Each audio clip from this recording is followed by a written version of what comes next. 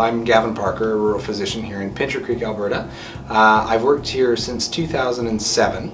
I'm a graduate of the rural residency program, so I did the Rural Alberta South program from 2004 to 2006, and I did medical school from 2000 to 2004 up in Edmonton at the U of A.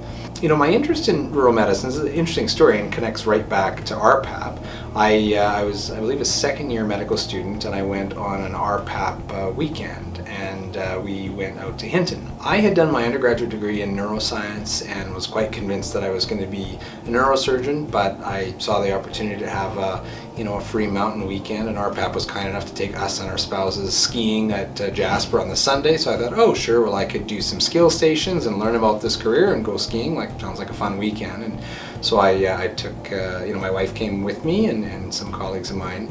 And it was interesting. A lot of things really opened my eyes. It was the first time I'd ever seen a doctor wearing jeans and not wearing, stuffy suit and shirt and tie.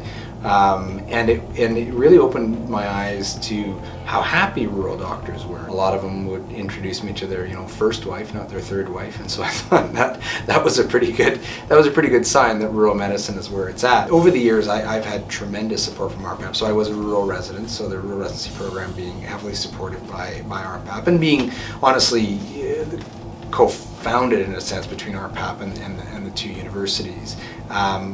It really was the thing that sealed the deal for me to be a rural doctor, and especially be a rural doctor in Alberta. I saw how advantageous it is to work and live in this province. I also had the opportunity to do further enrichment training last summer. I went up to Edmonton for 3 weeks and did training in cardiac stress testing, and so I got an enrichment grant from RPAP from that.